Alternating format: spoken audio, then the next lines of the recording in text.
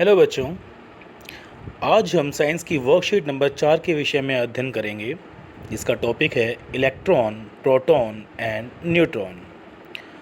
बच्चों, जैसा कि 9th क्लास में और निचली क्लासेस में आपने एटम की संरचना, उसके अंदर अंदर कौन कौन से कंस्टिट्यूएंट पार्टिकल्स होते हैं, वो सब आपने पढ़ा होगा। आपने इलेक्ट्रॉन, प्रोटॉन और न्यूट्रॉन के विषय में भी आपने पढ़ा होगा। बच्चों, आज की इस क्लास में हम एक बार फिर इन मेन कंस्टिट्यूएंट्स जो कि एटम में पाए जाते हैं, इलेक्ट्रॉन, प्रोटॉन एंड न्यूट्रॉन, इनके विषय में जानने का प्रयास करेंगे।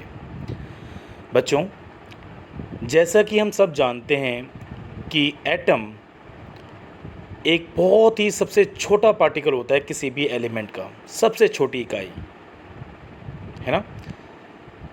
It is the smallest unit of any object of, और you can say it is the smallest unit of any element, atom, इसके विषय में हम बात कर रहे हैं। बच्चों, एटम बनता किस किस से, मतलब कौन कौन से कंस्टिट्यूएंट्स पार्टिकल्स एटम में होते हैं, अब ये भी जानना बहुत ज़रूरी है।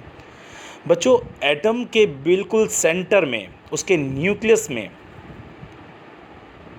दो मुख्य कंस्टिट्यूएंट्स पाए जाते हैं जिन्हें हम कहते हैं न्यूट्रॉन्स एंड प्रोटॉन्स। और उसके न्यूक्लियस के चारों ओर इलेक्ट्रॉन्स रिवॉल्व कर रहे होते हैं, घूम रहे होते हैं अपनी अपनी क्लासेस में। अलग अलग कक्षाओं में इलेक्ट्रॉन्स उस न्यूक्लियस के चारों तरफ घूमते हैं और इन्हीं इलेक्ट्रॉन्स, न्यूट्रॉन्स और प्रोटॉन्स से मिलकर एक एटम बनता है। तो हम कह सकते हैं किसी भी एटम के मेन कॉन्स्टिट्यूएंट्स क्या क्या हैं बच्चों। उसके न्यूक्लियस में प्रोटॉन्स और न्यूट्रॉन्स, और उसके न्यूक्लियस के चारों तरफ अपनी अपनी क्लासेस में, अपनी अपनी कक्षाओं में घूमने वाले इलेक्ट्रॉन्स। इन सब से मिलके बनता है किसी भी एलिमेंट का कोई एटम। तो बच्चों, अब हम सबसे पहले इन्हीं कॉन्स्टिट्यूएंट्स के बारे में जानने की कोशिश करेंगे।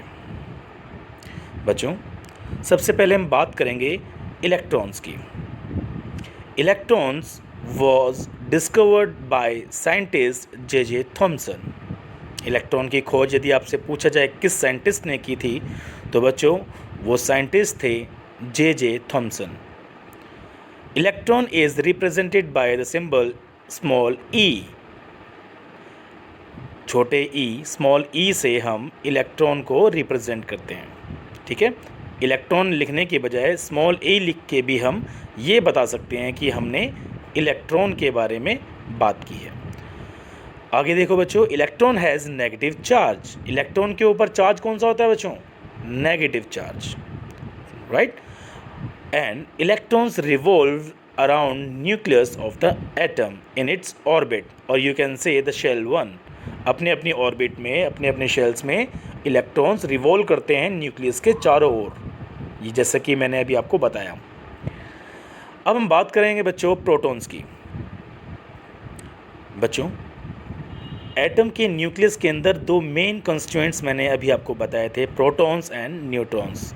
तो हम बात कर रहे हैं प्रोटॉन्स की। प्रोटॉन्स की खोज किसने की थी बच्चों? The proton was discovered by the scientist E Goldstein.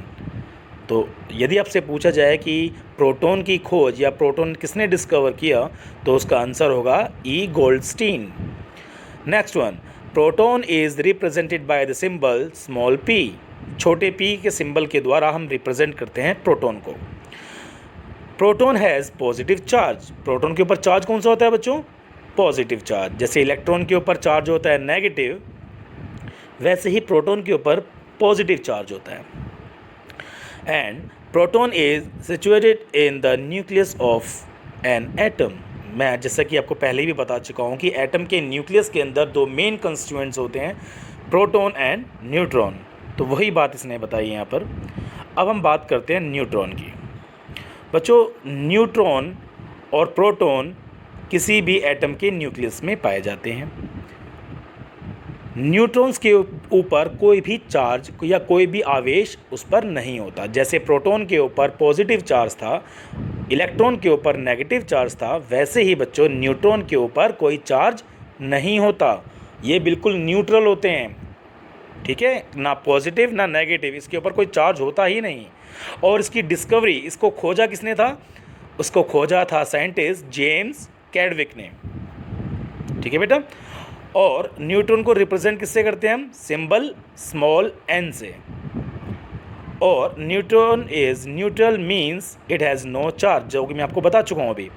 और neutron is situated in the nucleus, ये भी आपको बता चुका हूँ कि न्यूक्लियस में दो मेन कंस्टिट्यूएंट्स होते हैं जो होते हैं प्रोटॉन और न्यूट्रॉन। अब बच्चों ये जो डायग्राम आपको दिखा रखा है, इस डायग्राम को आप देखिए।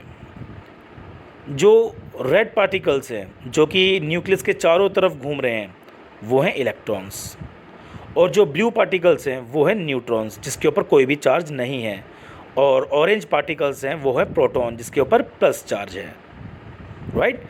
तो देखो बच्चों, इलेक्ट्रॉन इस डायग्राम में उस न्यूक्लियस के चारों ओर रिवॉल्व कर रहे हैं, घूम रहे हैं, और न्यूक्लियस के अंदर ये दो पार्टिकल्स जिसे हम कहते हैं न्यूट्रॉन और प्रोटॉन, ये उपस्थित हैं। और एक बहुत ही इंटरेस्टिंग बात बच्चों, कोई भी एटम हमेशा न्यूट्रल स्टेट में पाया जाता है। न्यूट्रल स्टेट मतलब कोई भी एटम, किसी भी एलिमेंट का कोई भी एटम हमेशा न्यूट्रल स्टेट में पाया जाता है, उसके ऊपर कोई चार्ज नहीं होता। क्योंकि जितने पॉजिटिव पार्टिकल्स, या हम कह सकते हैं जितने प्रोटॉन उस एटम के न्यूक्लियस में होते हैं ना, उतने ही इलेक्ट्रॉन, उतना ही नेगेटिव चार्ज वाले पार्टिकल्स इलेक्ट्रॉन वो न्यूक्लियस के चारों तरफ घूम रहे होते हैं। इसी वजह से एक पूरे एटम का चार्ज न्यूट्रलाइज्ड हो जाता है, बिल्कुल ज़ीरो हो जाता है, ना नेगेटिव ना पॉजिटिव। क्योंकि न्यूक्लियस के अंदर जितने पॉजिटिव पार्टिकल्स प्रोटॉन्स के होते हैं, उतने ही नेगेटिव इलेक्ट्रॉन पार्टिकल्स बाहर उसके रिवॉल्व कर रहे होते हैं, जिसकी वजह से किसी भी एटम का पूरा चार्ज बिल्कुल शून्य, ज़ीरो हो जाता है, न्यूट्रलाइज हो जाता है। क्योंकि न्यूट्रॉन्स के ऊपर तो कोई चार्ज था ही नहीं, और प्रोटॉन के पॉजिटिव चार्ज थे और इलेक्ट्रॉन्स के नेगेटिव थे, और जितने प्रोटॉन्स थे बच्चों उतने ही इलेक्ट्रॉन्स थे। तो मतलब टोटल चार्ज जो होता है किसी एटम का वो बिल्कुल ज़ीरो होता है।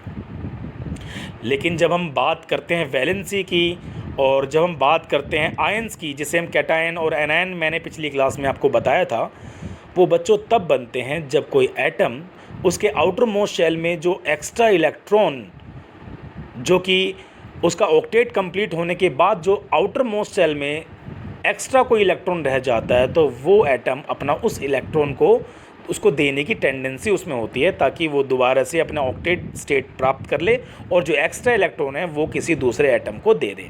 और जब कोई एटम अपना इलेक्ट्रॉन देता है किसी दूसरे एटम को, तो बेटा खुद पर वो पॉजिटिव चार्ज उस पर आ जाता है और वो बन जाता है कैटायन। समझ में आई ये बात?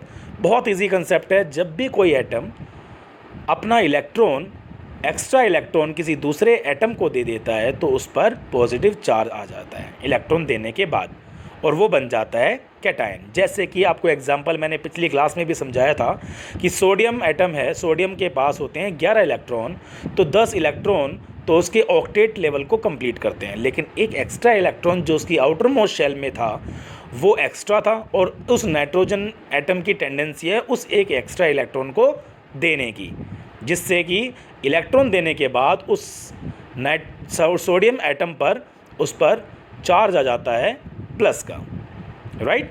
इनकेस अगर मैंने नाइट्रोजन बोल दिया हो तो बेटा उसके लिए सॉरी, नाइट्रोजन इज सोडियम की बात कर रहा हूँ। सोडियम एटम के पास होते हैं 11 इलेक्ट्रॉन, और 11 इलेक्ट्रॉन में से 10 इलेक्ट्रॉन तो उसके ऑक्टेट लेवल को कंप्लीट करते हैं, और एक एक्स्ट्रा इलेक्ट्रॉन जो कि उसकी टेंडेंसी है देने की, अपना इलेक्ट्रॉन लूज़ करने की, तो अपना इलेक्ट्रॉन देते के साथ ही उस सोडियम एटम के ऊपर प्लस चार्ज आ जाता है, जिससे वो सोडियम कैटायन बन जाता है।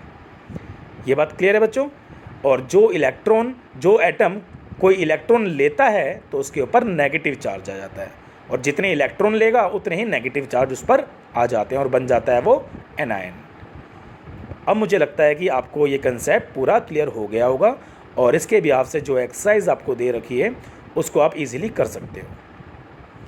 थैंक यू वेरी मच, आपने अपना कीमती समय इस वीडियो को दिया और इस कंटेंट को समझने का आपने प्रयास किया। Thank you so much.